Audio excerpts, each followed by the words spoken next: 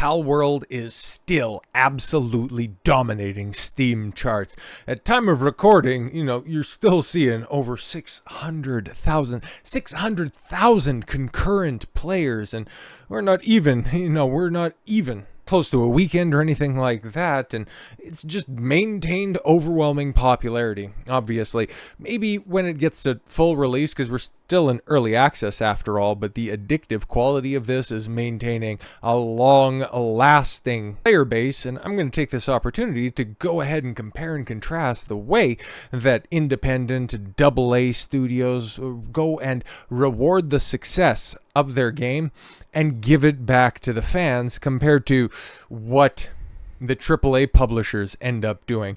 I don't know the budget for Palworld, but it was put together with a bunch of shoestrings and crowdfunding efforts, a bunch of goodwill, and very addictive looking gameplay being promised, and well, ultimately, as you can see by the numbers, being delivered upon. But the overwhelming cost is not cheap, given the fact that this is, being played a lot online. Server costs, especially on PC, where you can see, a lot of the traffic is from. I think it's over on Game Pass, but we don't know the numbers that are over there, but it's still topping all of the charts over on Steam, even a month into its release, which is super great, man. I love to see indies and smaller games succeed, but big success, there's some big responsibilities that are in tow.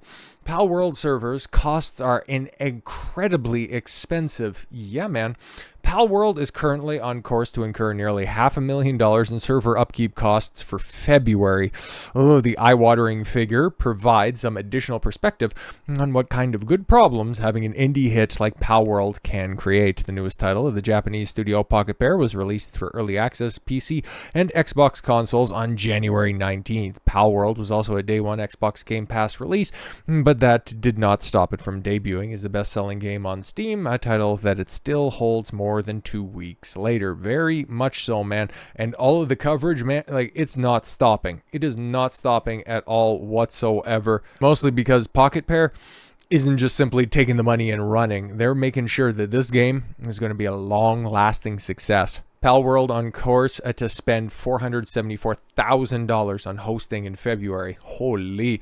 And on the other side of the global success is that Palworld has been struggling with server issues, for days following its release, because they probably thought it was going to be successful, but even, the better part of a month later, and you're still hitting 600,000 concurrent players.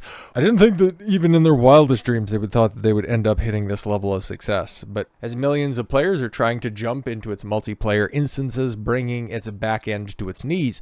In an apparent effort to contextualize those ongoing infrastructure challenges, Pocket Pair CEO Takuro Mizobe has recently taken to Twitter to reveal the projection of the game's monthly hosting cost. A screenshot of Pocket Pair's hosting provider console states that Palworld is currently on course to hit 70.53 million yen, the equivalent to $474,000 in server upkeep costs for February. Holy man. Subsequent tweet, Pocket Pair network engineer Shujo Hiroto revealed that he had been ordered not to degrade the company's multiplayer servers no matter what. Exactly, because the moment that this thing falters is the moment when the vultures will start to circle and ultimately sink the game. The Japanese studio is instead currently offering Palworld's multiplayer servers without considering profitability. I love to see this stuff. It always sucks, because this is ultimately a product that is designed to create revenue for the company that worked ever so hard to bring this product to market, but the lengths to which this company is going to go to ensure that this is a good product for the end user, you don't see this from bigger companies that are out there. They would never, ever, ever sacrifice profitability. They would rather tank the reputation for their current product in the hopes that they can go ahead and mind wipe everybody in the release of their next product. The official wrote, adding that the developer will continue doing everything it can to ensure that all of the players can keep enjoying the game to the fullest. Pocket Pair's latest official sales update revealed that Palworld has surpassed 19 million players as of January 31st. And right now, I don't even know. I haven't even seen updated sales numbers, but 12 million of those people bought the game on Steam. I'm one of them. full transparency, which suggests that the title has already generated well over $200 million on Steam revenue once Valve's cut is taken out. While the other $500,000 in monthly server cost pales in comparison to that figure. This is not to say Pocket Pair is planning to maintain that overhead indefinitely. Oh no, of course not. They're going to be looking at getting proprietary servers or different solutions that way, but it's not at all, like it was said before, sacrificing on the development of the game. It's still in early access overall. There are still other promises to be delivered upon, and well, because of its overwhelming success, scrapped content could be coming soon. Rideable carts, village deconstruction, and more. I love this stuff, man. You had it scrapped at the beginning, but now because of the overwhelming success, you can bring those ideas that you didn't think you'd be able to do in a timely fashion. Now that you have the additional resources, instead of just divvying them out to shareholders or corporate overlords, for just lavish dividends. No.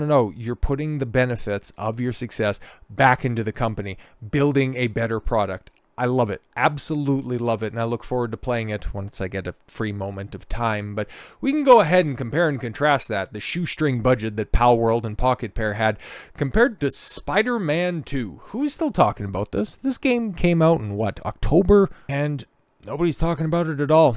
But Marvel's Spiderman 2 had a total budget of $315 million. What the hell, man?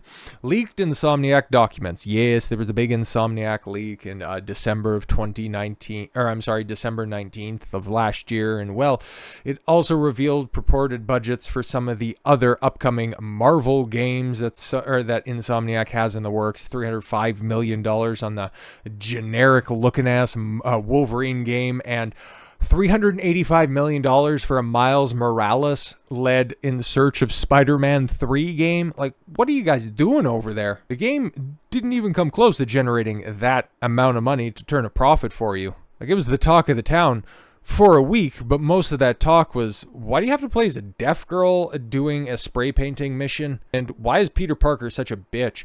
Insomniac Games have suffered a large-scale leak following a recent ransomware attack, and alongside plans for multiple major upcoming titles planned for the next several years. Yeah, basically, their Insomniac's entire roadmap reads like Marvel. Oh yeah, we might get around to a Ratchet and Clank by the end of the decade.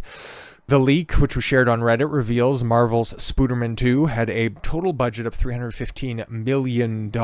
Unbelievable. Which is on par for the course of modern AAA productions. Holy shit. You just compare and contrast that with the runaway success of Palworld being the #1 record-breaking Steam game so far in 2024. Only making about $200 million, and that thing's setting records, and this is just a bog standard course for modern AAA games, which nobody, in the grand scheme of things, after they play them, think about them a month after their release. You're spending $315 million. Like I've been saying, and like a lot of people have pointed out for a while now, the AAA market is in huge trouble and is projected to sell 10.5 million units, amounting to a 35% return on investment for a total profit. I'm sorry, brother, but the last time that I checked, that is a firm $240 million loss. And we're not even talking about marketing over the top of that. This thing was a huge disaster. Given that the game had already sold over 5 million units as of last month, what's those updated sales numbers now? Don't know. It's fallen off a cliff. Those might seem like conservative projections and might leak. The leak also reveals that Insomniac is projecting that Marvel's Spiderman 3, which is seemingly targeting a 2028 release, holy Christ, it'll be closer to death by then, to sell 14.5 million units. Why? Why is that? Like, the word of mouth, it didn't nearly. Like, the original Spider-Man game for the PS4 had good word of mouth. Even the Miles Morales tech demo for the, at launch of the PS5 had better word of mouth than Spider-Man 2. Why would you think that you would 50% increase, basically a 50% increase on a game that's 4 years out already? It doesn't make any sense. Which will amount to a 75% return on investment and profits of $170 million against a total budget of $385 million.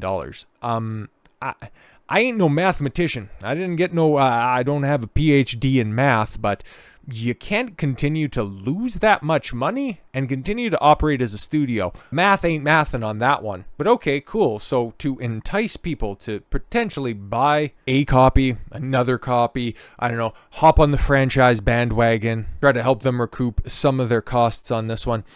What is Insomniac doing? How are they improving? Spider-Man 2 finally offering basic features like a new game plus mode that isn't even coming out until March. A new game plus mode for a game that was already hilariously short to begin with. It took you the better part of 6 months to come out with new game plus. Wow, man. This is where we're at when it comes to features with AAA games now. You have to wait the guts of a year in order for basic features to come out. Holy shit.